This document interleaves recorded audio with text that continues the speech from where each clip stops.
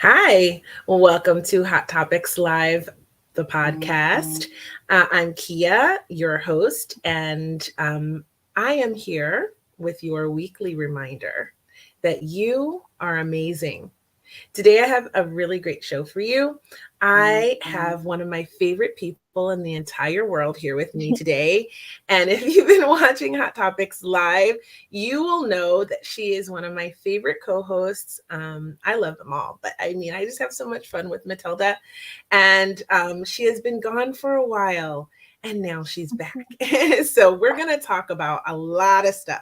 We're going to catch up on married life. We're going to catch up on what she's been doing while she's been gone. We're going to talk about a lot about what happened in Armenia when I was there and what happened after I left and what's going on in Iran right now and lots of other stuff, whatever comes up, because we haven't seen each other in months. So stay tuned. And if you're listening to this in podcast form, be sure to give us a review on Apple and like and share us. If you are watching this on YouTube, give us a thumbs up. It's an easy way to let us know what you like and for us to keep doing it. And if you're watching on Facebook, well, check us out on our other platforms and support us there as well. So I'm really excited for this episode, and we're going to talk more about how you are amazing and why and how you can be living your best life possible at the end of the show. But for now, welcome back, Matilda. Hello, Kia. Hello, beautiful listeners. I miss you guys. It is so great to have you back with me. I'm so excited to hear what you've been up to. So, for everyone who doesn't know, or if you this is your first time and you're new with us here on Hot Topics Live podcast, then you know that Matilda got married. And I went to her wedding in Armenia, and it was my first trip there. It was such an incredible experience. And you know, when I got back, if you saw the episode, but you can find it on my Facebook page or on YouTube or the podcast. That I had such an amazing time. And it was probably one of the best weddings I've ever been to. Probably the best, actually, wedding that I've been to in my entire life. It was so much fun. The entire experience was incredible. And I absolutely fell in love with Armenia. So, Very catch me nice. up. What was it like for you, your wedding day? Wedding day, I was nervous. I was nervous because till like 4 a.m. I was still doing some, I was organizing some stuff like the guest chart, which I should have done it earlier, but it was too much work prior the wedding day that I didn't get a chance to do it. And I think because there were a lot of people coming and we were trying to organize some events beforehand, it was a lot of work which I didn't realize maybe earlier. So the night before that, I was just working on the charts. I slept for I think for an hour and a half, and then I had to go for makeup and hair. And but the day was beautiful afterwards. Like it was like magical. I loved the day so much that Sasha loved it as well. So that we're thinking, we were keep saying, "Oh my God, we have to get married again. But can we get married again? Like have another wedding? I don't know because I want to wear my dress again and I want to dance." And the magic was, Kia, we had 182 guests, and they came from different locations in the world. I don't know, from Brazil, South Africa, in America, different locations, Europe, different locations. So Iran, we thought we're gonna hang out with all these people separately for sure in our life, but to have all of them in one place, to dance with them, to sing with them was very incredible. So we fell in love with our wedding.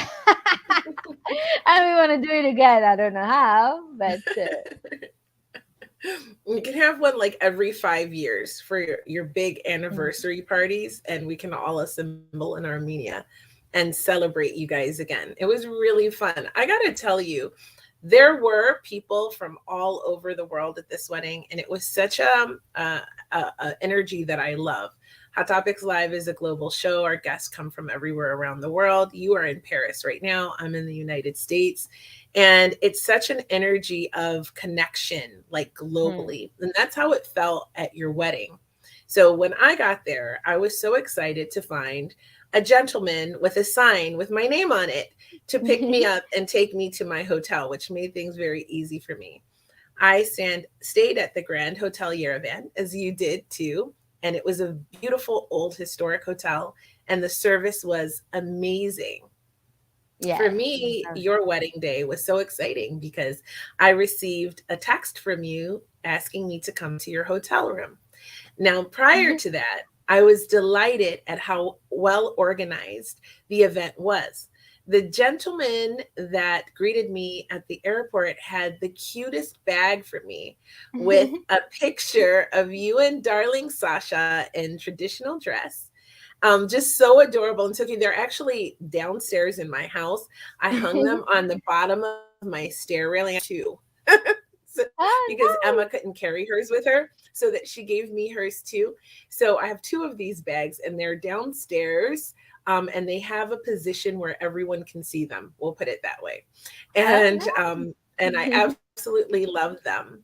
And inside, it was full of tea and honey and dried fruit, all of things that I love so much. And I was so excited because they were all Armenian. And it gave no. me such a sense of the products of the country. And Yeah. you had every night events planned. So there was nothing that we needed to do.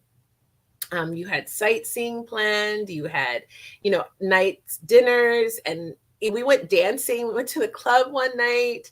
And then, of course, probably my favorite was visiting your family winery. Yes. But it was so much fun. And so, before that, on the day of the wedding, got ready, and I went to go to your hotel room to say hello to you. And to my surprise, I was in your wedding photos. God, that was so unexpected and such a nice treat to be able to be included with you and your oldest friends in these photos on one of the most special days of your life. So I want to Yeah. say how much that meant to me and to thank you so much for giving me that experience to be with all of you beautiful ladies. Thank you, Jana. The fact that you came was a beautiful. It was. We loved it so much, me and Sasha. So we were so excited that you're there, and we were happy to share a part of Armenia or a part of our culture with you. So I thank fell in love with Armenia without a shadow of a doubt. I went sightseeing. I learned about the genocide that took place there around World War I time frame, and how horrific it was for the people of you. Armenia, and how some people don't believe that it actually existed. So if you don't know about this Armenian genocide, then you should really do your own research and learn, because this was actually the blueprint for what Hitler used in World War II. So Yeah. just knowing that was such an emotional experience. I actually had flowers from your wedding. And Kaula, she had, so on the day of your wedding was so much fun with all the dancing, and all the performances were so impressive and amazing. Well, we'll come back to that. But I had flowers that I had taken from the table. And by the end of the night, we were so tired. It was maybe 3 a.m. when we were leaving the wedding. It was a long day. And I forgot my flowers on the table. And I was so sad that the next day, Kaula gave me flowers from your wedding when I met her for brunch. And after that, we went to sightsee, and we went to the museum for the genocide. And in they have an eternal flame in the memorial, and everyone lays flowers there. So Emma and I were able to lay flowers down from your wedding and Oh, say nice. words at the memorial for the genocide. So it was a very special moment for me to do Oh, that. that's great. Part of us was there then. Yes, That's that's great. right. Very nice. So, what was your favorite part of the wedding? Mm, I think that part before starting the party, uh, when Sasha's mom gave me honey, and then we did one, two, three, and we throw the what do you call that? I forgot the cave. No, no, the cave. I forgot. Well, we throw it down. It was a there was Was it money like the and pottery? candy. Yeah, the pottery down. The I think I pottery. was Yeah. a very nice introduction of an Armenian wedding. So I like that. I loved it too. And I thought it was so beautiful. First of all, it was so hot in Armenia. Okay. I never experienced heat like that. It was so hot. But I didn't sweat through my dress, which is what I was worried about the entire day. But it was so lovely set up with the jazz music for cocktail Yeah. hour and the ice cream. And everything was so well thought out and such careful attention to detail that when you all arrived and you broke the pottery and then the circle formed around you and everyone was dancing, it was so much joy and positive energy in the space that it was such an incredible feeling. And dancing down to the space where the wedding was actually held, or the actual the dinner and the ceremony of celebrating the two of you was held, it was just such a fun and unique experience I'd never experienced before. But it was such sort of pageantry and ceremony and tradition that it was so much fun. And to see everyone so engaged, I mean, it was a spectacular event from beginning to end. And not to mention Very good. beautiful. Not to mention beautiful. And then we went into like part of the facility. It was sort of a half dome, and there was a table with lots of the most luscious grapes everywhere. And I thought, oh my God, I feel like such a goddess. Like this is like goddess energy. Like I feel like you would see this in the old mythology of, in heaven where all the, Zeus or like all the good sort of magical, mythical, beautiful type of space where everyone was dancing with the bride. And it was just, and everyone was so happy.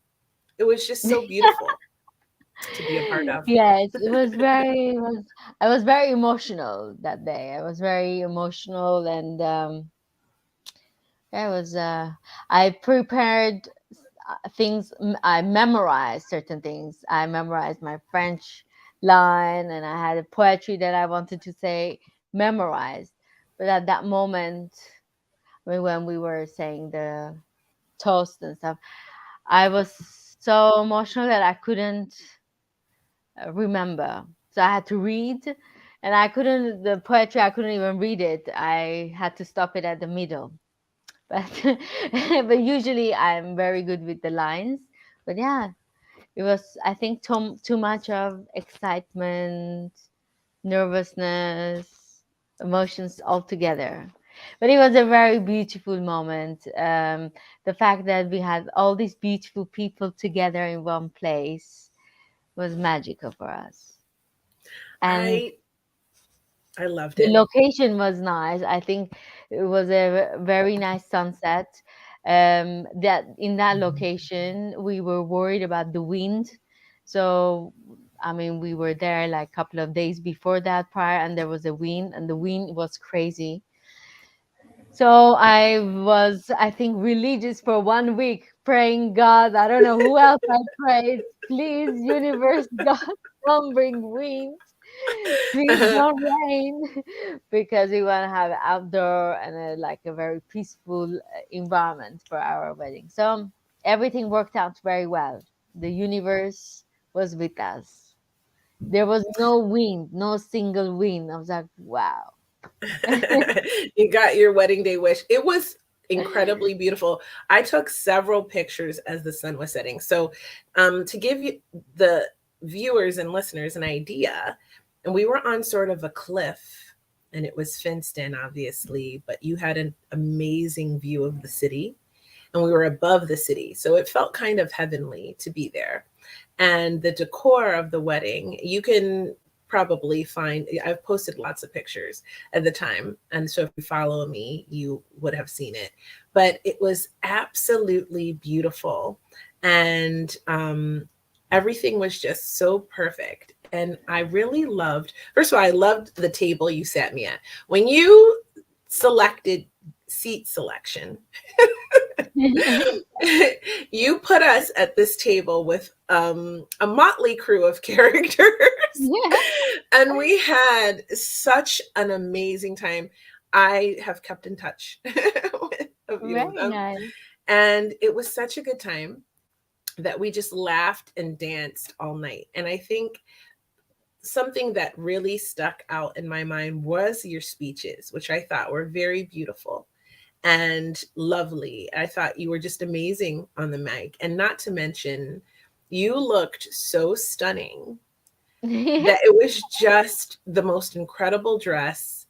And just, you just were amazing, I think, and glowing and shining. And I think the story you told of your grandma giving you the advice to go and meet his family and see how they were with each other before you decided about him was some of the most amazing advice, and something I think that I've mentioned it like 3 times on the podcast since then. Right. And I think it was such beautiful advice. And incidentally, I was dying to know that secret mission you went on to meet Sasha's family and to sort of watch them and see how they were. Was that when you got stuck in Paris during the pandemic? No, that was maybe 10, like 20 days before that. And then I come back to visit again. And then I got stuck because I had time. And then I got stuck. And then I'm like, okay, I have to call my mom that I'm in Paris. And my mom like, oh my God, you're staying in the guy house. Go get the hotel. Let's figure out how you're gonna come back to America. But turn out universe Oh had my other God. plans for me. That's right. And we talked about it here on Hot Topics a bunch of times. So really, this relationship has sort of played out on Hot Topics a bit, because you came and you were telling us that, oh, I'm stuck in Paris and with my new boyfriend. And then we checked in with you again to see how it was going. And then again, you were engaged. And now you're a married lady. And so if you want to hear how Matilda's relationship evolved, we have it actually recorded on the Hot Topics Live. And you can check that out on our Facebook page and YouTube. I don't know if all the episodes are on the podcast, though. But definitely, if you wanted to check them out, go to Facebook or YouTube and you'll find them. So I'm so like, I feel so attached and like connected to your union. I have all the hope for it to work out, because I love Sasha so much. Immediately, first of all, I'm very attracted to intelligent people, and he's so smart. Like, I love that. And he's so kind and so sweet.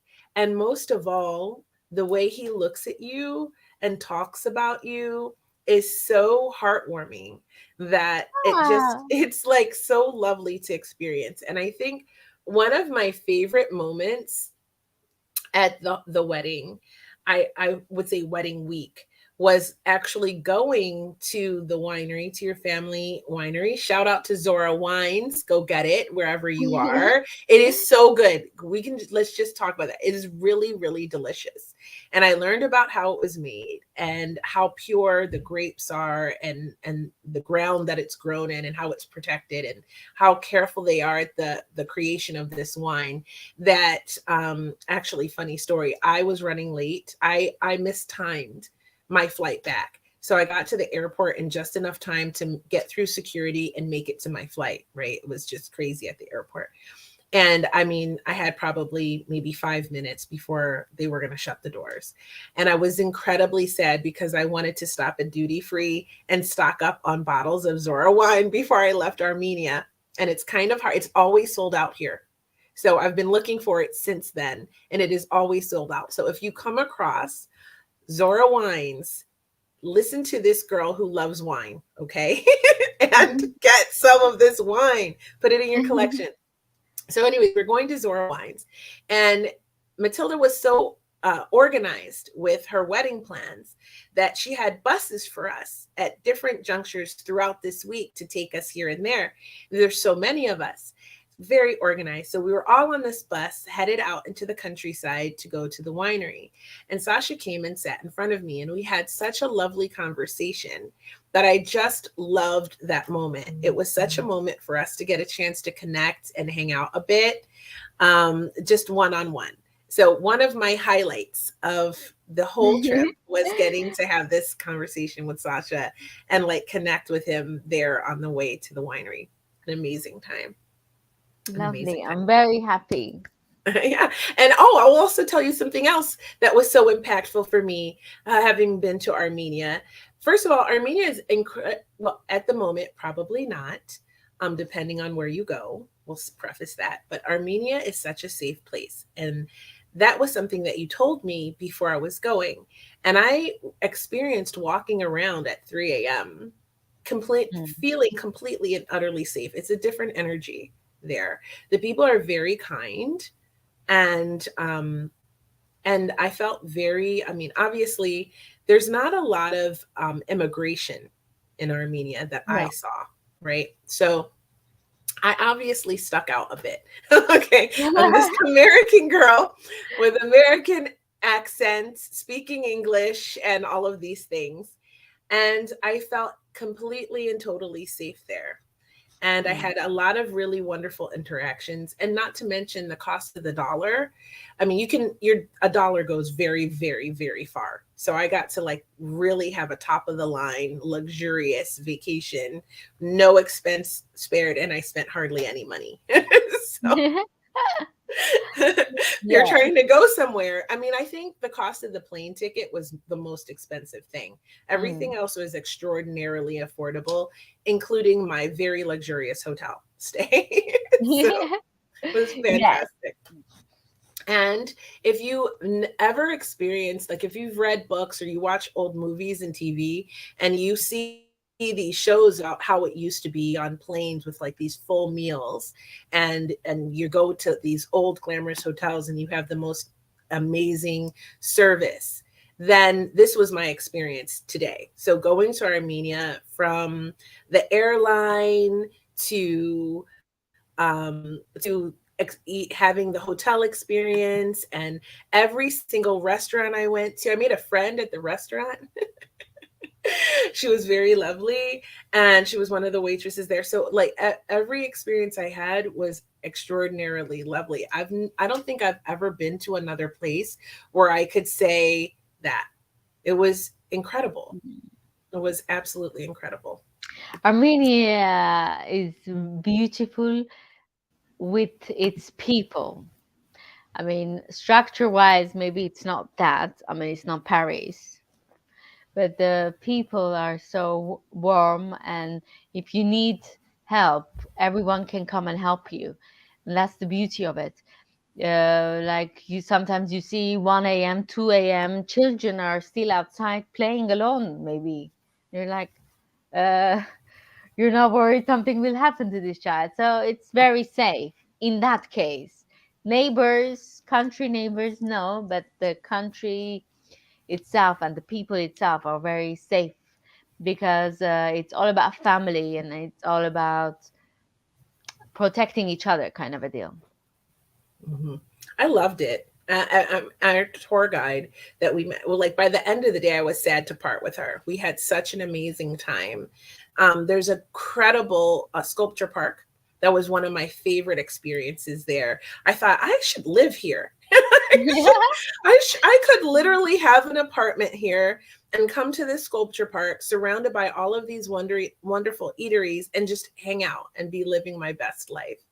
It was really, really, really amazing to have that experience. And I, from the bottom of my heart, I'm so grateful to you for inviting me to your wedding and giving me one of the most life-changing experiences that I've had. Um, I've been to Europe, but this is different. It's a different energy. It's a different type of people. I love that everyone comes out at night because it's cooler and it's buzzing with, you know, at least in the city. I didn't get to spend much time in the countryside, but it was just such a great experience, and I'm determined to return. Definitely going back. Let's I loved it. go. I loved it. I loved it. Very And I nice. cannot wait. I mean, maybe by way of Paris, so I can visit you and Sasha. Maybe we'll all go together. Exactly. It's That would be fun. amazing. That would be very nice. Yeah, I But love yeah, that. I want to share what my grandma was saying because maybe some people Yes, will be interested and maybe it will absolutely. help them to navigate their life better. I don't know. Obviously, it helped me. Maybe it will help them as well. So when I met Sasha for the first time, I told my grandma, "Oh, I met a guy. I think the groom is. We found the groom." And then my grandma, because my grandma was always worried about me to find a husband or partner, she would always tell me, find a life friend because that's what you need based on your personality. Maybe a husband will not cut the cheese. You need a life friend because you're an only child and your personality goes like that. Anyways, she was like, Matilda, why are you being in a pink world? Go see the family. This is your life. This is not your time to find a boyfriend and hang out with a boyfriend. This is a time for you to find a partner.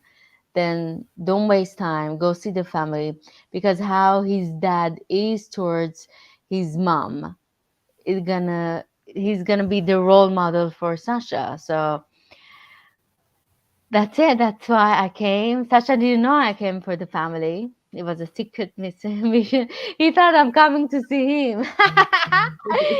But now I came to see his parents and his aunt, and it was beautiful when I saw them. I love that. I loved his grandparents. The wedding, Yes. so beautiful. Actually, part of the ceremony itself was so lovely. It was a different type of ceremony than I've ever seen. I know that in Armenia, it's a Christian country, Hmm. nestled around countries who are not, and Yes. which is and such a strategic location to the world that it's priceless. And a lot of people may not know this, but this is where Mount Ararat is, Mm. where Noah landed in, if you are religious or you know these religious stories, where Noah landed in the ark. And it said that the ark is still there. It's a group of mountains, and I believe it's the tallest one is where Noah landed. And so it's the birthplace of humanity, where humanity was reborn after the great flood, right? So if the Bible is a history book, as some people believe, there may be some rich history there in Armenia you may want to learn. Um, but I know that at your wedding ceremony, it was so unique and special to me because I'd never seen anything like it in this beautiful old church in the city before we went out to the cliff and had your beautiful reception. And there was a part where you both had crowns. I took a picture of Yes. this. This is one of my favorite parts. And you just look, it felt for me like I was watching the wedding of a king and queen. And it was like, it was so cool. And Very nice. that was one of the highlights for me. And then also at the end, where you stood in the front of the church, and every single person in the church greeted you, your mom and dad, and your family, and his grandparents, and all the important people up there to receive your guests and to give them a hug. And so it was really such a warm and loving part of the ceremony. It was just such a highlight for me. So I think your grandma may be onto something with checking out the family, because Yeah. traditionally you become part of each other's families. And what a beautiful blending of two families that was. I think Yes. it was lovely, absolutely lovely. So Thank you, so Grandma. Thank you, Matic. I listen to you. and so well, I will say, there are a lot of families out there where you wouldn't be able to see how the mother and father are, because there's a lot of single parent families, but you can look at the dynamics of the family unit and what they grew up in. And also, there's a lot of dysfunctional and toxic families out there still. And you may be meeting the one person who is healing from all of that, Hmm. and or they're not. So it is really interesting to see what you're getting into, because that's what you are getting into. I think it's really important. And that's a lesson that I'm taking, in my new relationship. And I'm really excited to meet his family and go to, he's from the country. So I'm interested to go and see what it's like, where he's from, and to meet his family and get a little bit of that Southern hospitality that I think is so elegant. Yes. Yeah, I'm excited for that. And just know that I'm taking your grandma's advice. Great. Yeah. When are you going? Soon? Well, I would like to go soon, but he's leaving to Ukraine in February. So he'll be gone, in Ukraine, helping over there. He's super passionate about it. In fact, he was there when we met, and he was doing Wow. not for profit work, giving medical supplies and food to the front line and to hospitals, and supporting in hospitals and with children's groups and things of that nature. He's sort of, has a humanitarian's heart. And so he's going back to do more work in that country, towards the front lines. And so we'll see when he gets back, for sure. That's going to be our big first hurdle. If we make it through that, then it's time to meet the family. Mhm. Yeah. Very good. Yeah. All the best, Kia. Thank you. So, speaking of meeting the family and being married and all of that, what is it like for you now as a newlywed? Because I know that you were this New York girl, this woman about town in the Big Apple, and now you're in Paris and you're a Mrs. So, what's that like for you? How has it been adjusting to married life? I mean, I think I have a little bit of a blue side now, maybe because you get excited and you have like all these um things to organize for the wedding. That maybe after the wedding you miss everyone and you're like, oh well, I mean that's it. What happened to me? I love the wedding and the dress. But it's interesting because we didn't have a home of ourselves. I was staying with Sasha's place, his single life, and then I came into that apartment. But now we have a apartment together. I think it's important to start in a place that we don't have any history, and we're building it together. And it's nice. I feel like I have a home now. I have a home, and we're settling in. I am learning French. I'm going to school every day. It's an intense course I'm taking because I feel like my city is Paris now. Oh my God. So I remember on an episode of Hot Topics Live, we were talking about this, and you were like, I don't know where we're going to live. So you decided on Paris, and now you have a home there. That's like so exciting. Congratulations. Thank you, Kia. So now you have to come to Paris. Oh, you We know are it. waiting you here. Oh no, do I have to go to Paris? Oh no, when am I going to ever do that and find time in my life to do it? No, of course. If I could be there tomorrow, I'd be on the next plane. Very nice. There We is. are waiting for you. Yes, of course. I cannot wait to spend more time with you and Sasha. You guys are so much fun and such good energy and great conversations. And it's amazing to hang out with you. So I will be there. I Thank you hope so to much. come in the spring and Beautiful. visit you guys there, and then pass by Poland because my sweet boyfriend can meet me there if he can while he's there in Ukraine. So I think that would be dope. You can Very expect me nice. sooner than later. Very good. We're waiting for you. Yeah, for sure.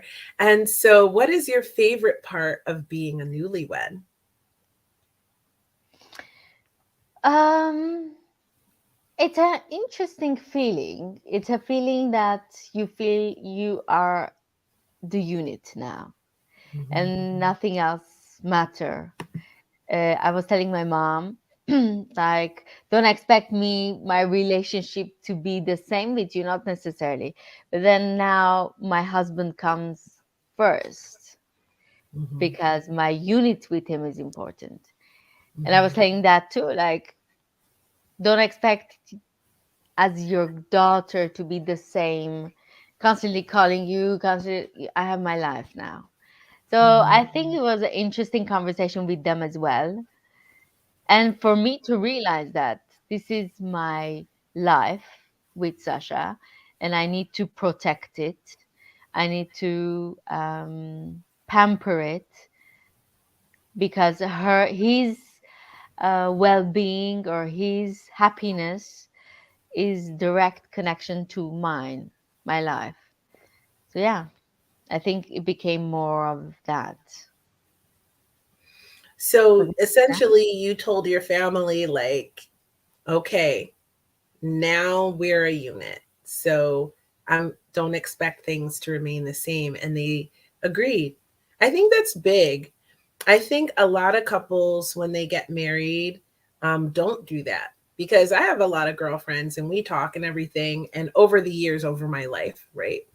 And I think that's been a complaint Mm, a lot, where the guy still, you know, treats his mother as the priority. Not to say that she shouldn't be important. She should. I have sons. Honey, I should be important. Okay. But the dynamic does change. You yeah. have to put your wife or your husband in that position of, or a girl with her father could still have Mm, hold her father in the place of priority and most importance. Then that needs to shift to be your husband or your wife, and then you have to create that union as a sacred bond and protect it. I love that. I love that. And I think, and even in my first marriage, I did not experience that. And I will tell you honestly, that is one of the reasons that was in my list of reasons of why I terminated that union, because it always felt like his mother came first. mm, I mean, in very, even in very minute ways, as far as like going shopping. I could not pick out clothes for him. His mother picked his clothes out for him, right? oh wow, And yeah. those little things are indicators. And it's just something that I couldn't live with. But I think if we had had that advice of, we got married very young, I will say I was 22. So as happens in the military a lot, actually, people get married very young because you're out on your own, you're alone, and you're also kind of not that smart sometimes when you're young. And it's a trend. So it's environmental. But I made that choice, and I think that was part of the problem. So that is incredible advice. And how do you do that? Like, how do you just talk it like you did? Do you just talk to your family and say, "Hey, listen, I'm married now. this Yeah, this I is don't a know what change." happened. I think my mom was calling and I didn't have time to answer because I'm very close to my mom and my Mhm, dad. mhm, And I talk with them all the time. Like at least once a day I talk with my mom. But then she was like, "Oh, why you're not answering?" Or "I'm worried." What? And I was like, "Excuse me, hello.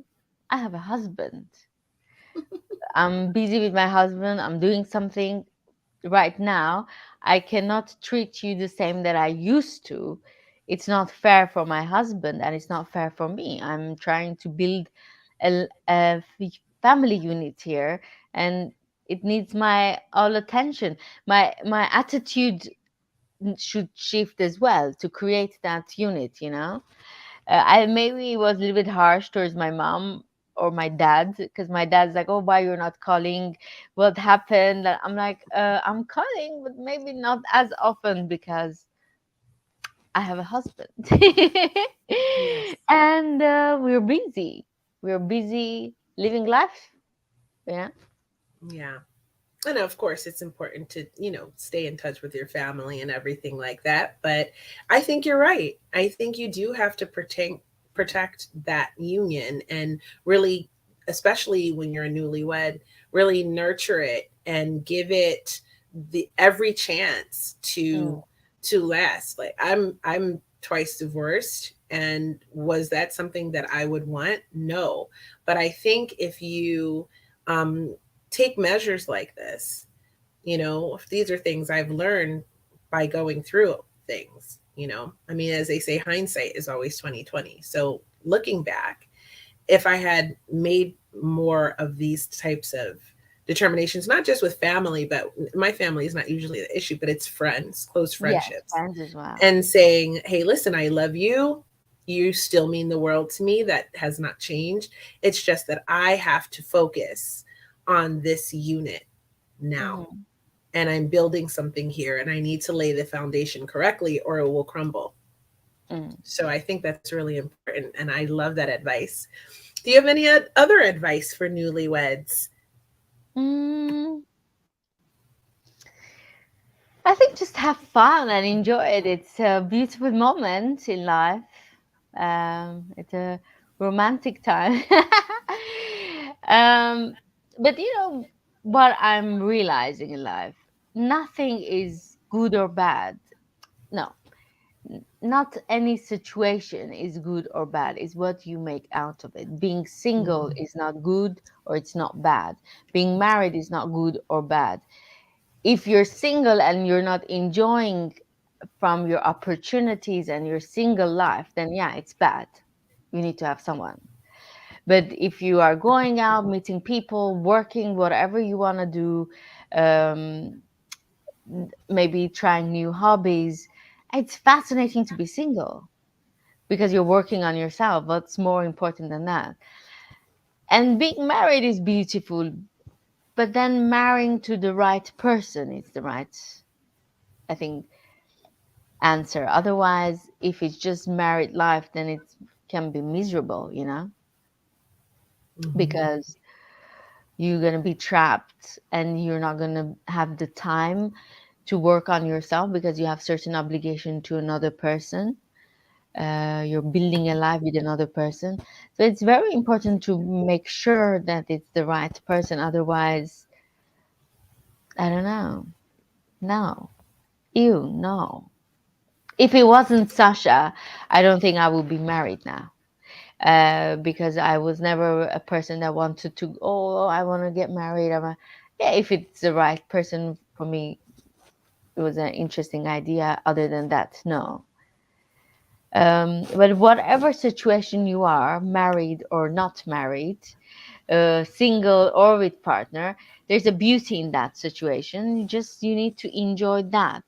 Right now, I'm focusing on married life and the beauty of it, that you have a partner, a friend, best friend with you that is ready to do whatever, to go out together, to eat together, to fight together, to I don't know, plan your life together, and it's nice. I agree. I think that's such good advice, Matilda, to be honest with you.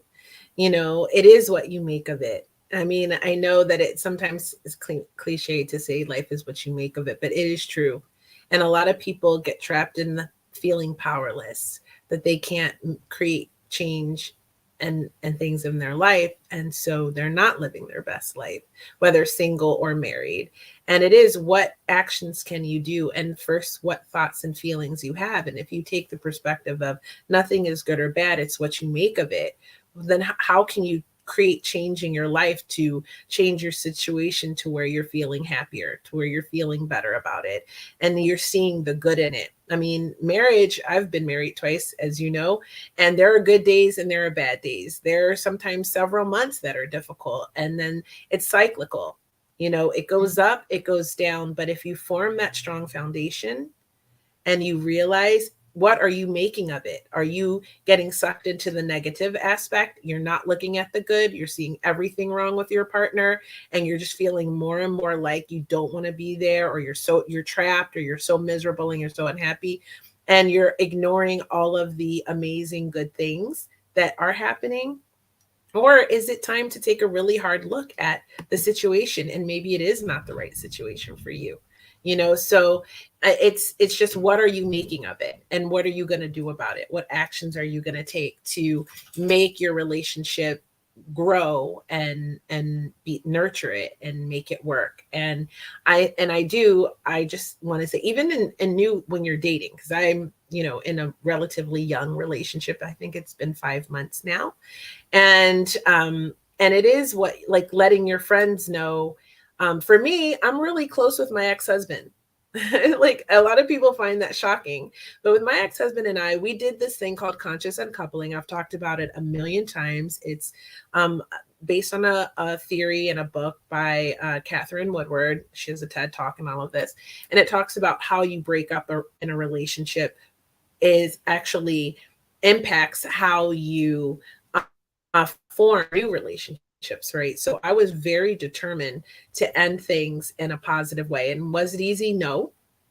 There were times where I wanted to give up. There were times where I was just frustrated with him and angry. And, divorce is never easy. There's a lot of emotions there, and we have children, right? But the end of things, we ended up as very good friends to where he would just walk into my house and come over. He would, leave messes.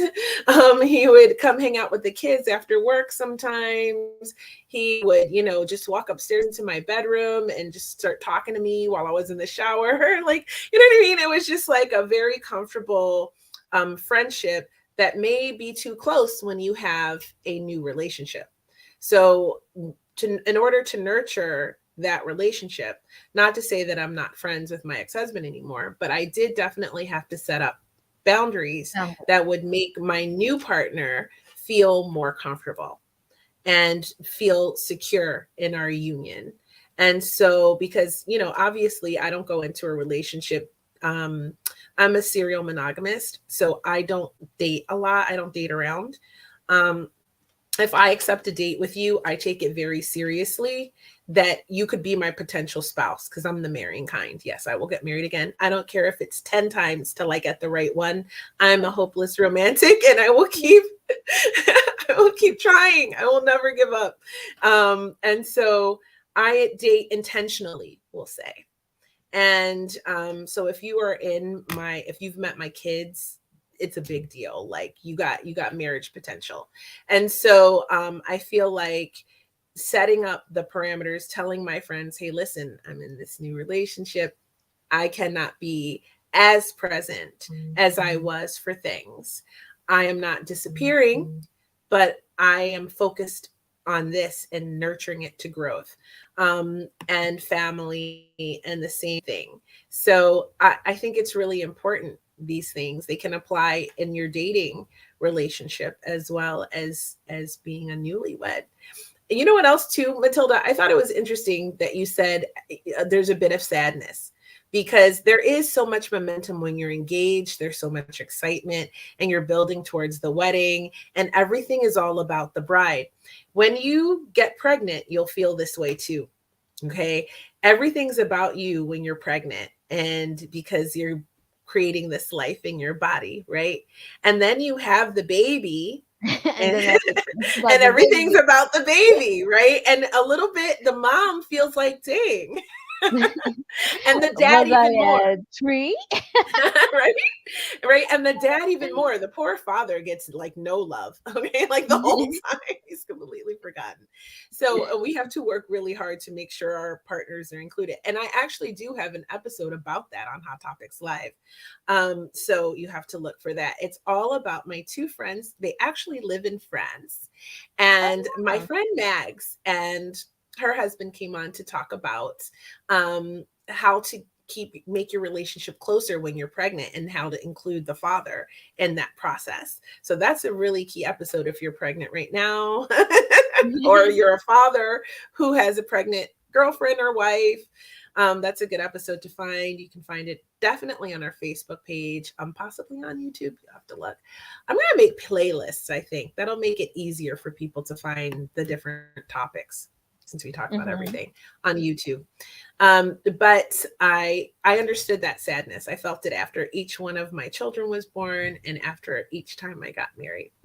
So it will pass, though, because you'll find another event to focus your energy on, or maybe you'll get pregnant. And then it'll be all about you again. Yeah, I for, changed for 9 months. the focus now on French. So Yes. I'm Yeah. going to Alliance France. So learning Ah, French that's amazing. That's every amazing. day. I have a class every day That is for so. six I actually have hours. a student that teaches French. So once you get the basics down, he says you need to learn. It's called French You So Much. And there's an episode of Hot Topics all about it. And he's pretty incredible. He can teach you how to speak French in like a month or less. I think that's what it is, a month or less. But you have to Wow, know the basics. So when you do, I will connect you, and then he can help even push you there faster. So it'd be perfect. amazing. Really But nice. I'm excited for you. I love that you found something else, because a wedding takes a lot of work and planning. And obviously, you guys did such an incredible job, Thank that you. it took probably so much of your life planning and organizing that it must have felt a bit empty after it Mm. was all over, right? So learning French helps you to have something else to focus on and pour all your energy into, which is really positive. And also, just having the apartment together, having a home together, it just feels like you're settled. There's a clarity that comes with it. There's a peace that comes with it, I think. Now I mean, now I have to focus on my workouts and my health and my diet. Before that, it was too chaotic. We were constantly traveling this place, that place. We didn't have a routine. Now there is a routine in my life, which I like it. I missed routine. So it's nice to be married. So far, very good. But no, I'm just happy to be with Sasha. I feel like, he's my best friend, and I'm living with my best friend. Some days he's on my nerves. Real Need talk. to tell you that. But I love him. He's lovable. Yeah. I'm not mad at you for that. Like, it's good, and I just love how amazing he is. And look, this is one of the comments he put up earlier. Did I post it? I don't know, but look at that. Like, look at what he Yeah. writes. I mean, really. I mean, really. If your husband doesn't feel like that about you, it's time to have some deep talks about all of that stuff that's going on. And you're like, you're like, because I think that, I mean, always when it's newlyweds, it is a bubbly, happy time of building and things stabilize, you know. But I think you guys were together for quite a while, and you went through a lot of trials during the pandemic, being locked down with each other in a brand new relationship. And so you, even then, we talked about it on Hot Topics Live, how what the things you were doing to work through that. And I know that there are 6 stages of a relationship. Most people, so I guess it's the dating phase, the honeymoon phase, the power struggle phase, um, the stability phase, the commitment phase, and then bliss. I think that's how they go. You can find this out on YouTube or Google it, it's there. And if you want to do more research. And most people, it turns out, they start dating, they get into the honeymoon phase, it's so happy, and then they get married. And then they hit the stability phase once, or the power struggle phase Right. once they're in their union. And a lot of people get break up or divorce in the power struggle phase. So I think it's really important um, to temper yourself in your relationship and go through the power struggle phase before you get married. So even if you're like just engaged, you can go through your power struggle phase. And then if these negotiations, like my guy always says that relationships are negotiations, friendships are negotiations, any type of relationship. And it's about negotiating through things. Sometimes you get to an impasse and you just can't.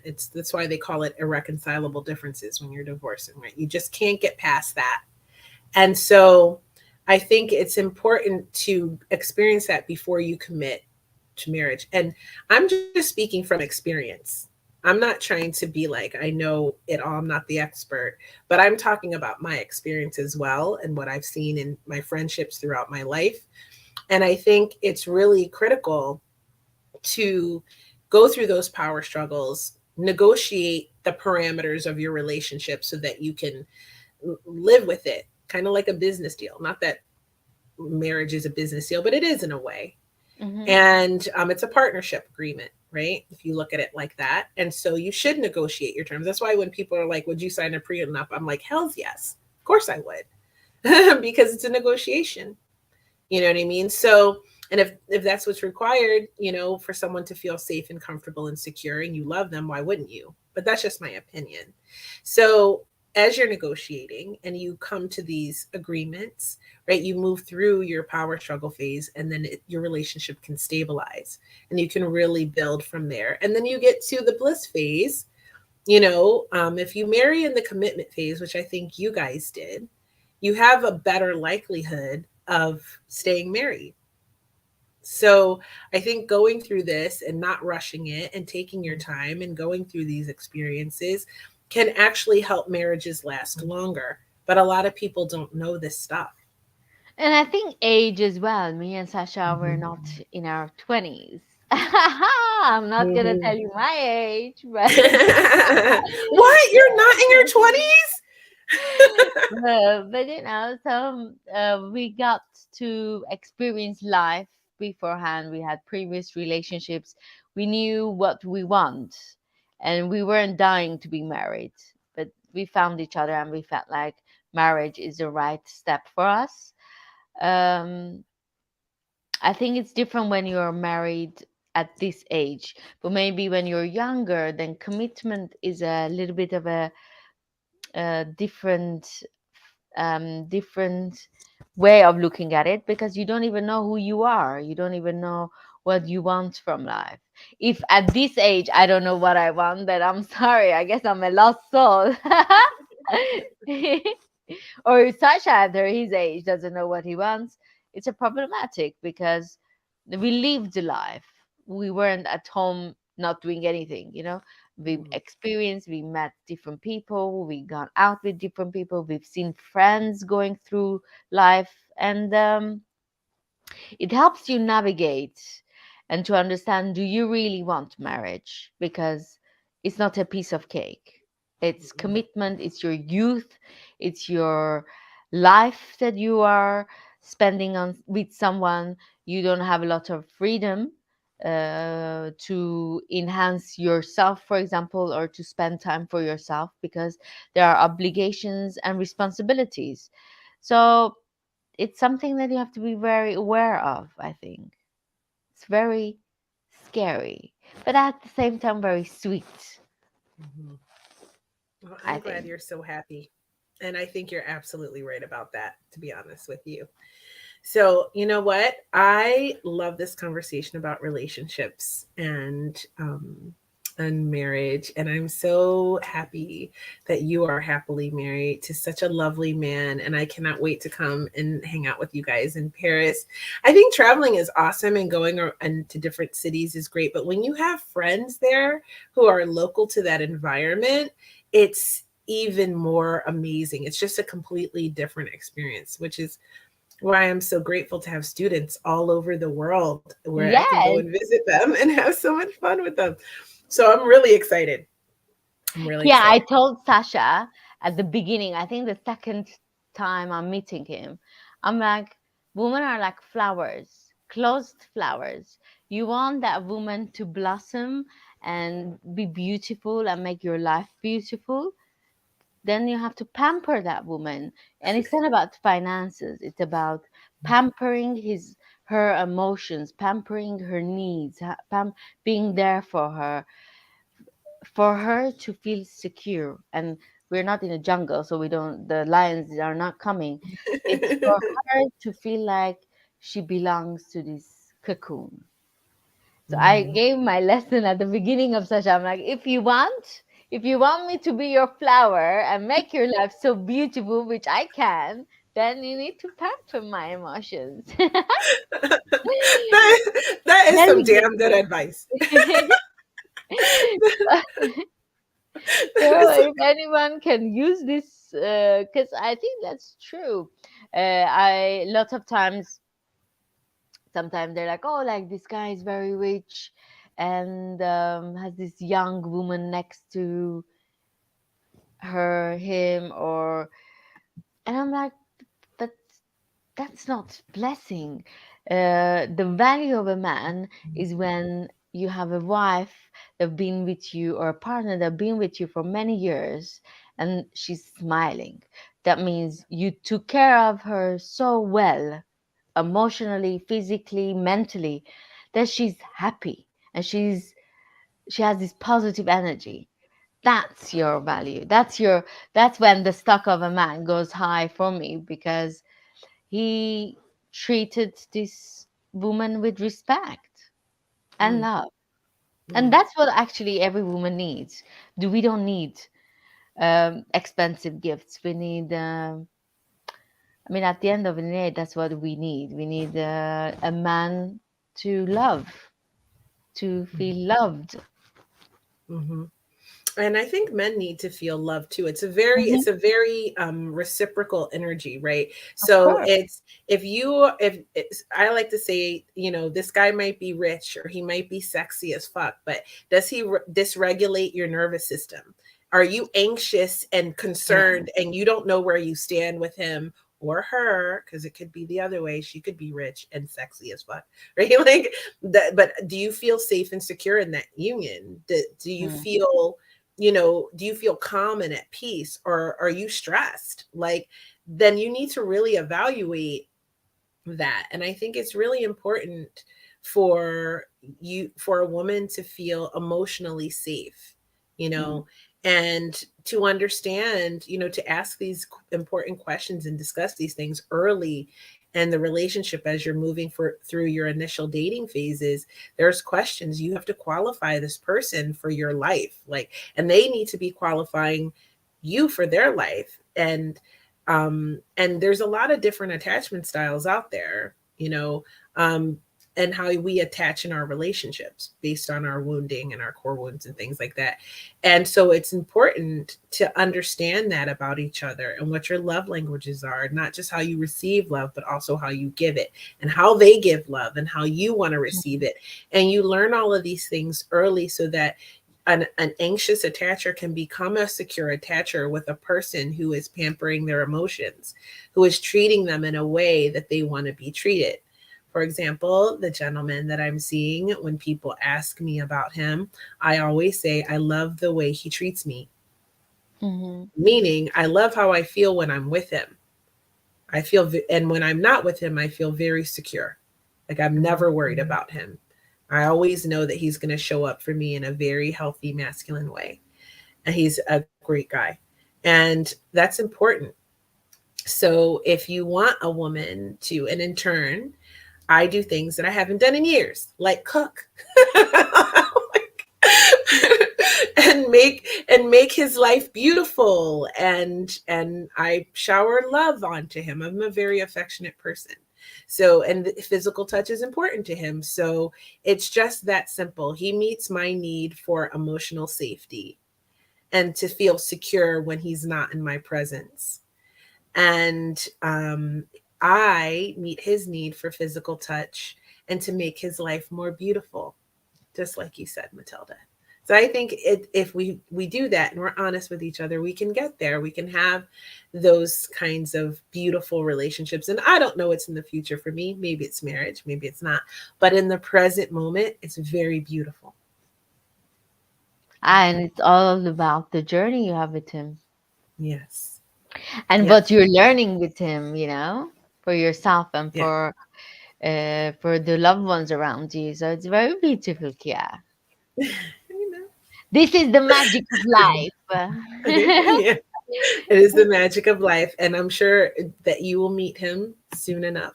So you and my Right, darling right. Sasha, you will Looking love him. forward. In fact, this weekend he's taking me and my kids, and we're gonna have a Native American ceremonial experience in a sweat Oh, lodge, which I've never done before. So it's gonna be really an interesting and cool experience to go and have that and go and sweat and have this ceremony and learn that aspect of his culture. So wow. yeah, Listen, your ex-husband, I know he's your friend, but yeah. does he get jealous sometimes? Well, I'm sure he's jealous. I mean, he lost probably the best thing that ever happened. But that being said, he's coping in the ways that he copes, probably not always the healthiest ways, but he is respectful, and that is the most important thing. And he does just want me to be happy. I do know that.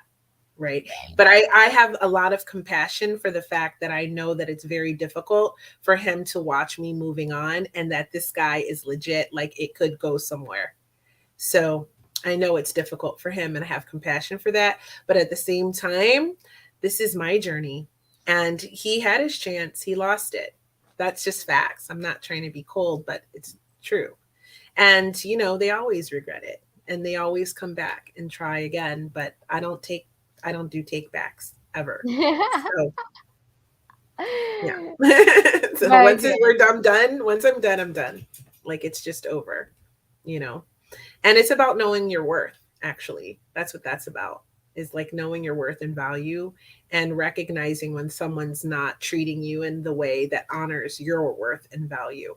Mm, Because we true. treat people how to treat us. So if you don't know your worth and value, you have to take the time to build that within yourself. And then you can attract a beautiful, amazing man like Sasha.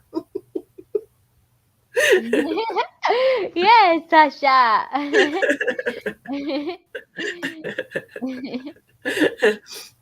Oh, my girl Holly's. Thanks for watching today, Holly. And in fact, thanks for watching, everybody, and tuning in. I see a lot of people I love making comments, and thank you for showing up today. I appreciate you on a special day. I haven't seen Matilda since the end of August.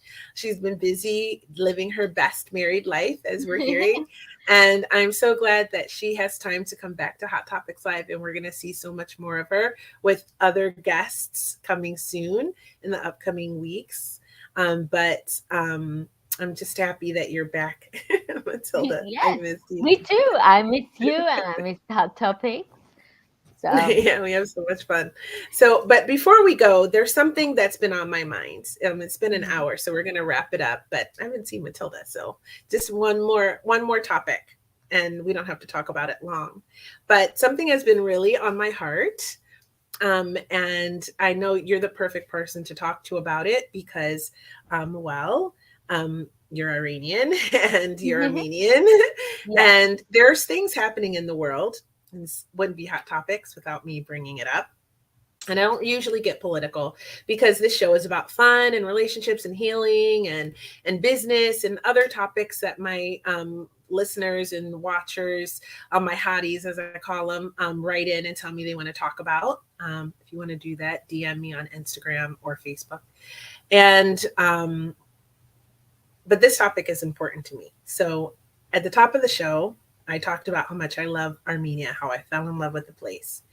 And there is a country bordering Armenia, Azerbaijan, who is doing some very concerning things. And I wanted to know what your thoughts on that, being Armenian, because no one in the world is talking about it. No news outlets, no no one in Europe or America, even less, has said one word about what's happening of innocent people being killed in Armenia. So I just wanted to hear what your thoughts were on that. Well, it's Azerbaijan. We're not surprised. Azerbaijan wants to take over a part of land in Armenia that I think Nakhichevan, there is a gas pipeline, and wants to take over that part. And no, nothing. They're just uh, fighting for that land without anything. Because why? Because that's benefiting them, and the world is not saying anything because, well, Armenia is not offering them any gas, Mm. any oil.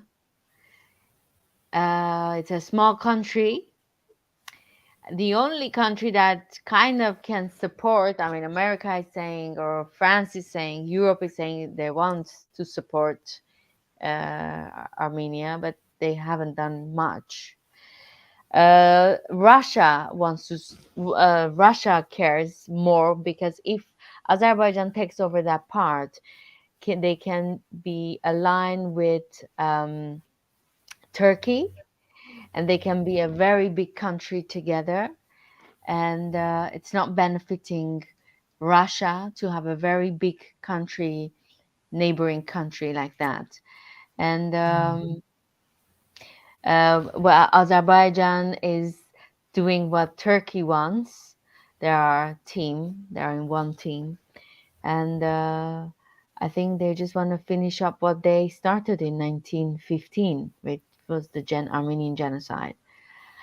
Um, but Armenia has been here for thousands of years. It's one of the oldest countries, nations in the world, and I'm sure it will continue. We know how to survive.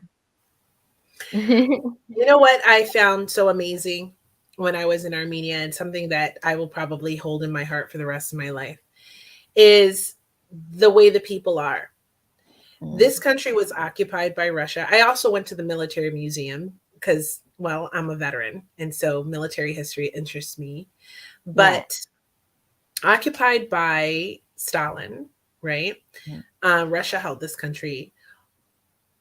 The location of this country is so strategic that it would benefit a lot of different countries to take it over. So Armenians are always under threat of Yes. occupation, and someone trying to take their beautiful land, right? Mm.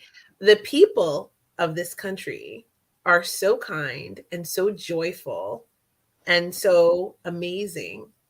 It is so impressive to know that they live and have lived for many, many, many years under constant threat, and they still find joy and celebration and the dancing, and they dance. Even the men dance. Everybody dances. I dance with your whole family.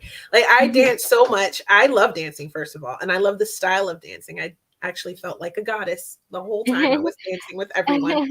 And I actually did a study into pre-Christianity and the gods and goddesses of Armenia, because they existed. So, which I found very interesting. But I love the people, and it's amazing to see um, how they just continue and they live these beautiful, happy lives and are loving and family oriented and just such good people with all of this going on all the time. Because they know the only thing that they have is the family.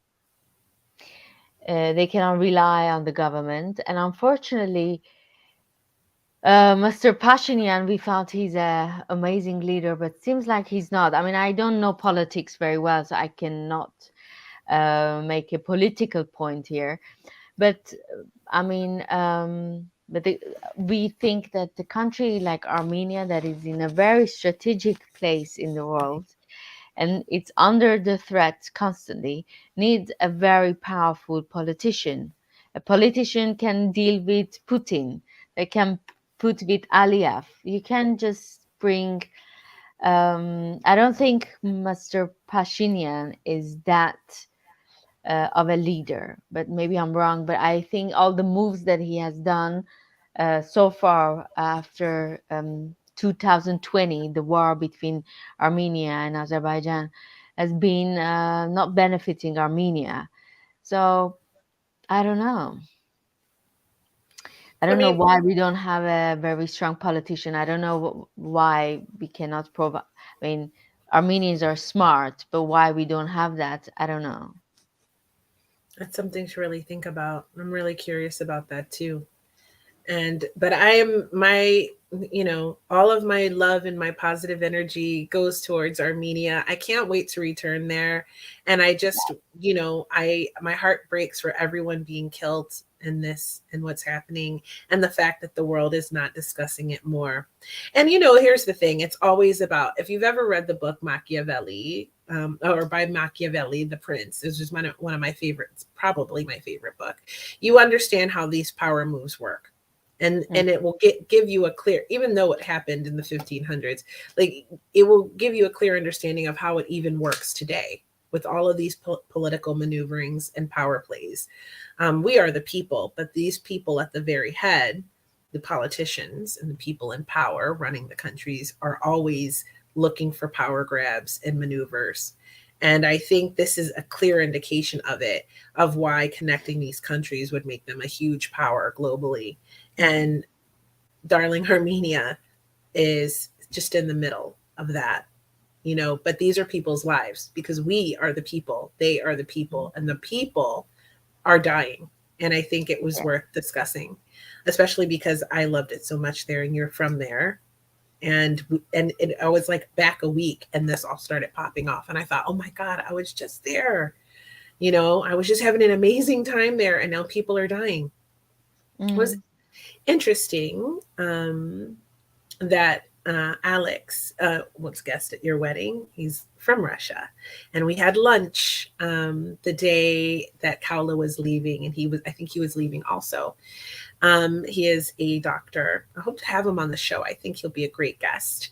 Mm-hmm. And we were In talking Russia. about it. Yes, in Russia, and we were talking about Azerbaijan, and I was telling him how a lot of people around the world are not familiar with Armenia. They probably couldn't find it on the map, or Azerbaijan, actually, probably even more so. And he was telling, and I said, why? I was asking him why that there was this danger there, you know and he said, he was telling me that if he drove into Azerbaijan, and he had like an Armenian ID, he could be killed, Mm-hmm. Yeah. just as a civilian. Just, I got lost, I ended up on your border, you know what I mean? And that was just really powerful to hear, because this is happening in the world, this is happening, and we, like, here in the United States, we have no clue.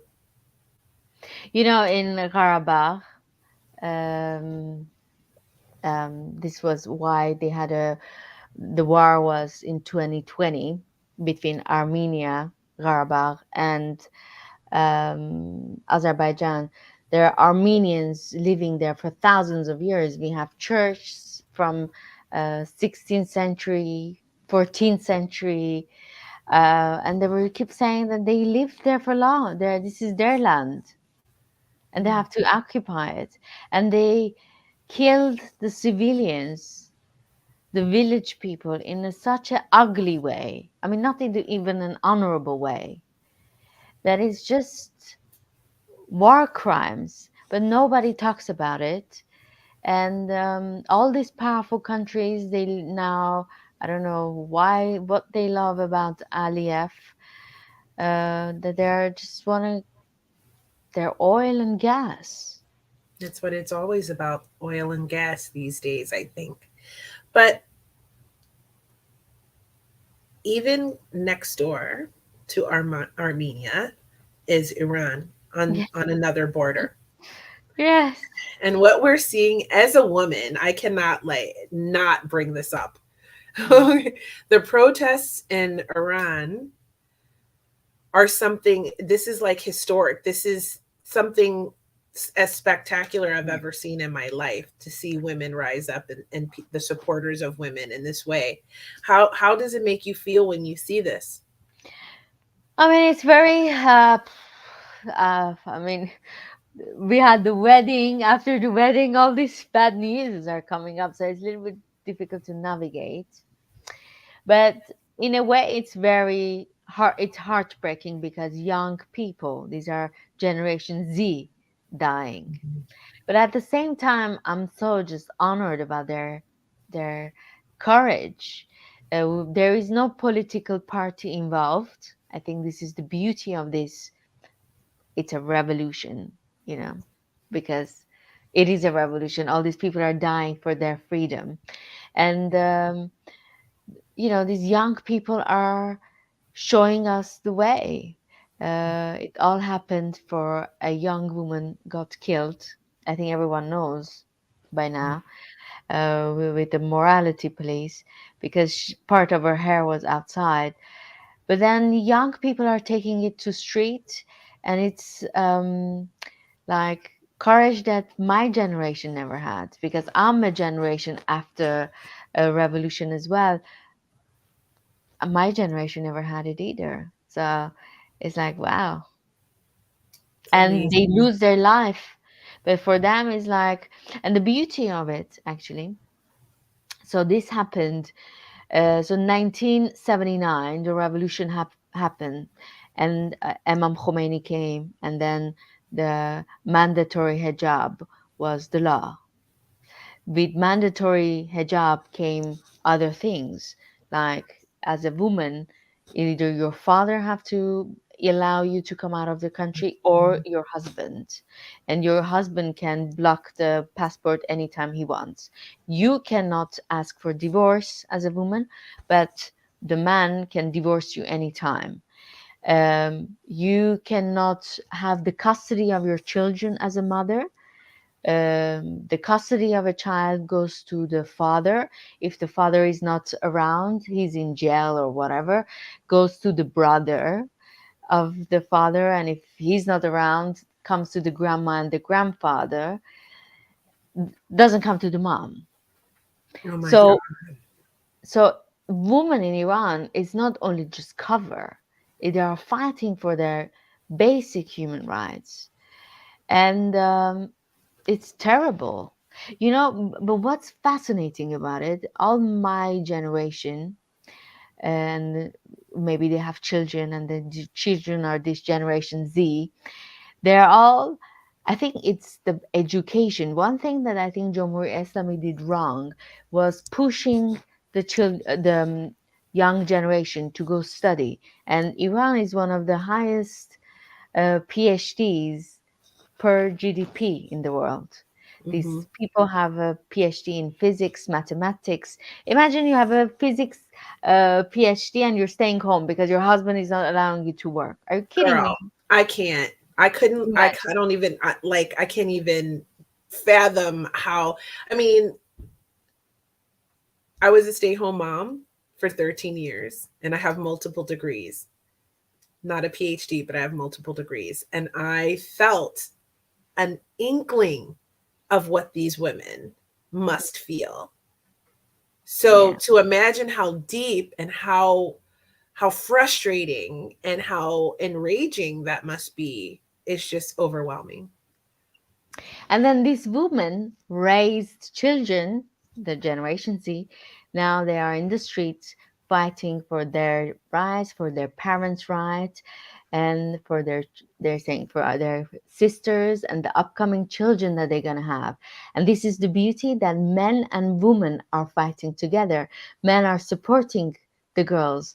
And something that in 1979 you will see thousands of women came out when Imam Khomeini said, "Oh, it's a mandatory hijab." But when you see in the pictures, there is no man. Okay, maybe one, two men here and there, but the men weren't fighting because they thought it's not their fight; it's the Mhm. woman's fight. Wow, that's But huge. now, when you see like these men are going in the street and they are supporting the woman and they're dying for these for the woman rights, it's just fascinating. It's like, wow, it's beautiful. Something that Mhm. even in the Western world we need to learn.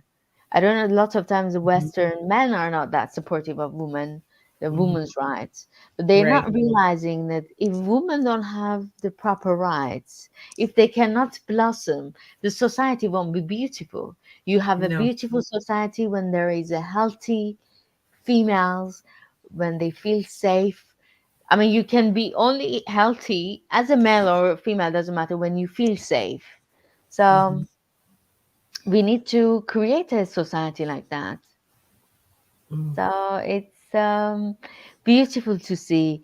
I mean, it's sad because even young children are dying. Oh, it's People in heartbreaking. schools, like 14-year-old is dying in school. Like it's think sometimes you're like, how is this possible?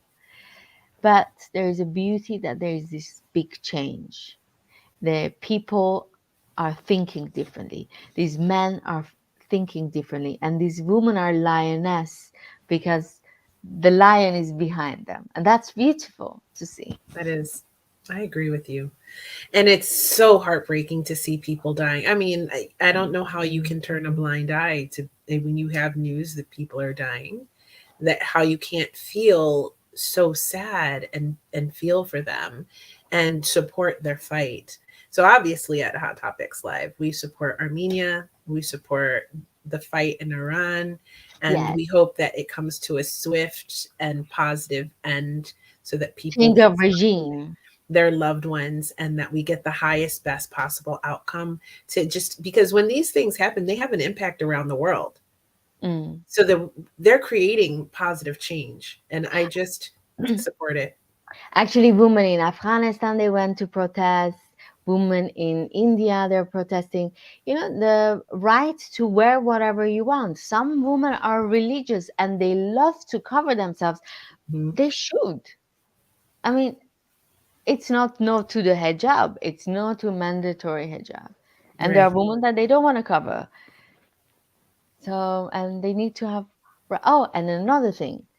If, for example, you're driving and you kill someone, you hit someone, you have to be lucky if it's a woman, because if it's a woman, you pay half to the insurance, to the the party that the family that. But if it's a man, it's a full price. Can you believe that? Wow, Yeah. that's so interesting. I mean, I didn't even understand the half of it, but it's good to know. Like, I mean, we need to be educated. If you don't know, you should find someone who knows. You should do and research and learn. it comes down to one thing. Having the right, it's a privilege, which can be taken anytime from you. But when it's a law, when you have a privilege of something, it can taken away very easily from you. But when it's a law, it's a different thing. So even for us Western women or men, doesn't matter, when you feel like, oh, it's a privilege to have this or not, but then you have to remember, if law is not backing you up, anytime can be taken away, and then what you gonna Mhm, do? So that's mhm, why I think in America we have to learn our lesson and maybe fight for abortion. mhm. Oh, girl, don't I get me started. I mean, I will just say this about that. Um, I am pro-choice. Doesn't mean exactly. that I would ever have an abortion. I've never had one, but I will. I'm also a veteran, and I served this country during a time where I believe that it is our right to choose, and I Hmm. still believe it's our right to choose. I served this country. I am a Navy veteran. I believe in my belief system was I was fighting for the rights of the people. I put my life on the line so others didn't have to, so that we could have these rights. And Hmm. I'm not against anyone who believes in pro life. I get that. I understand that ideology. But the point is, it doesn't mean being pro choice doesn't mean that you're necessarily pro abortion per se. It means you're pro choice. You have a Hmm. right to choose. There are circumstances, and I think that this is a deep, deep issue. And I think it is my opinion, which I have a right to my own opinion. Um, but I believe that we do have to stand up and we do have to, no one, and definitely not a man, should be able to tell a woman Exactly. what she's going to do with her body, right or wrong, right or wrong. Exactly. So For me, it's like, how can you even tell? Have you ever been pregnant? Do you know what Exactly. it is to be pregnant? How can you say a woman shouldn't be pregnant or should be pregnant? And then I'm sorry, okay, when they're the children, okay, you're pro-life. Okay, the child is out. What are you gonna help for the adoption? If that's Mhm. not the case, then what is this mom gonna do? Yeah. Yeah. I mean, it's like, I think the concern for me is when the unborn child's life matters more than the child that Mm, is born. yeah. So, what are the services and the support and the assistance for women who have, I mean, and then we have the argument of, this not having handouts and not providing governmental support for these mothers and things of that nature. So, to me, when, the life of the born child matters less, the life of the mother matters less than the unborn child, there is a problem here inherently in the logic, in my opinion. So that's kind of where I stand on it. I agree with you. I think we need to have men and women standing up and speaking out, and looking at this and looking what's happening in Iran and in other countries around the globe where it comes to women. And it comes back to what you said: when you nurture a woman, she makes things more beautiful.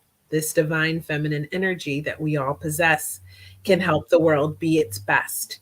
And we need more of that in the world. So we need our guys to nurture that beauty, and that our emotional safety and security, and our rights to do what we want with our body. We're not less than. The man has a right to do whatever he wants with his body. A woman should as well. And it's that simple. We exactly. should have a right to choose. If I choose not to get an abortion, which I chose not to get abortions in my life, then that's my right to choose. I can choose that. But if something were to happen, and it might cost me my life to carry this child to term, I should have a right. I should have a right. I'm not saying that you should use abortion as a form of birth control, but I'm saying that there are circumstances where it's important. We can't just do a blanket statement of a law that says this is not this is not right. And I think some states allowing it and some states not allowing it. Not every woman can afford to go to another state. Mm, You know, it's that's just crazy. it's a very deep and involved topic. We could spend a whole episode on each of these last three things we talked And about. exactly, yeah, you come to this point and you're like, okay, what about Western women? Are they really free? Are they? So We the words that we're saying for this revolution in Iran, they're saying life, um, no, woman, life, freedom, then zendegi, azadi. So it's really true. If your woman in the society is well taken care of, you will have a healthy society because they will raise a healthy man too. You know. hmm we are the life bearers. We're the portal of life. We create life in our bodies. We That is what makes us divine. Okay, so it's true. If you nurture a woman, then she raises great men, and then society becomes better and better, and it's just a cycle of improvement. So I hope this happens for us, and I hope that we get to see it in our lifetime. But Yeah. these are deep topics, and sometimes we have to touch on them. I know I like to be fun and chill and everything, but you can't be alive in this time and turn a blind eye to what's happening. So I felt like Exactly. we needed to discuss it. And you are the perfect person because And for any man that is listening, go and just kiss your woman, hug your woman because she can give you a beautiful life. Give think her about the it. security, emotional security that she needs. Hmm We are beautiful. We are flowers. hmm hmm And I But mean, we're first, not women should feel that. They have to believe in that. for sure. And I mean, I'm not saying that there's not, there's obviously good and bad people out there. So it might not work for everyone, but like really consider it. Sometimes you're just not with the right person, but Yes. consider that. Consider it. It is really good advice, and it can make you live your best life because you are amazing and you deserve to be living your best life possible. So that's what I have to say. Matilda, I am so grateful that you are back and that we got to spend this time together. I have missed you, Jana. Me too, Jana. And I'm so happy to have spent time at your wedding and I had this experience. And I just want to shout out your mom. How about your mom looks so stunning and her two dresses? She did an outfit change like every mother of the bride should do. She was stunning. And I just want to shout out your mom because she was so amazing. Hi, Dad. It's for you. You're so loved. And she just made me feel like so part of the family. And your dad was so cool. And just I just love your family. And before we wrap up, I want to say something here. I grew up in a very sort of dysfunctional family unit. So to me, when I saw the environment that you grew up in, it was easy to see how beautiful people are made when they're created in such a loving and united environment with such amazing parents and aunts and uncles and cousins who are such wonderful people. It's easy to see how so many people flew from all over the world to attend your wedding and to be part of your special day because you have come from such a beautiful environment. They made such a gem in you, Matilda. And it was easy to see how that's created. So treat your woman like a beautiful flower. She will create beautiful children for you, and you raise them in such a beautiful, loving environment. You get incredible people walking the earth, and you are certainly one of them. And I'm so Oh, glad thank you. that I got to be a part of that. I'm tremendously honored to have celebrated your special day with you and Sasha and your amazing family in beautiful Armenia that I love. So, Thank you, Kia. Thank you a lot for coming. We are thrilled to have you that day. yeah, A week. for a whole week.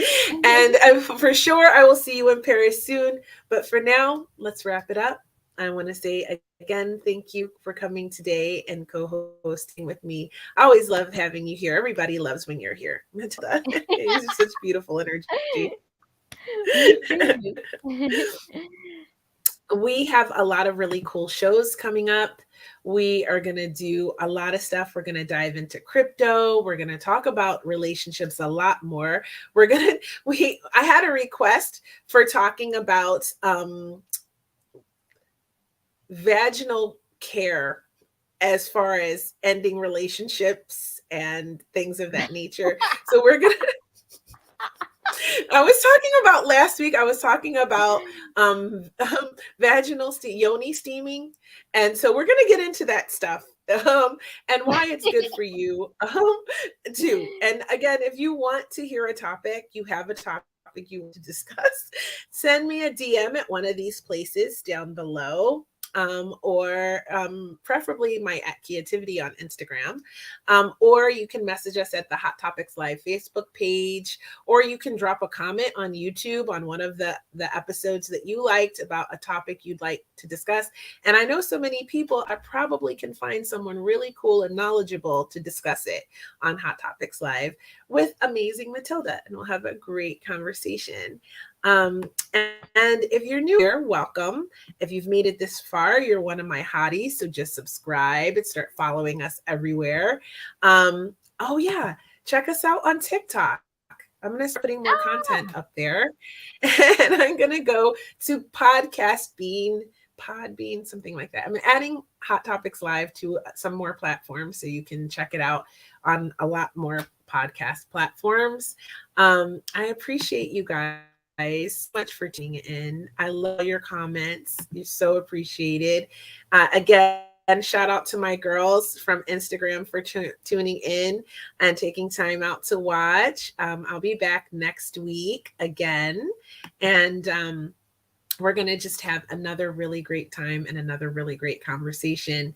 I'm going to be live for a couple more weeks, and then I'm going to take a break for the holidays. So stick with me. I have some great things for you.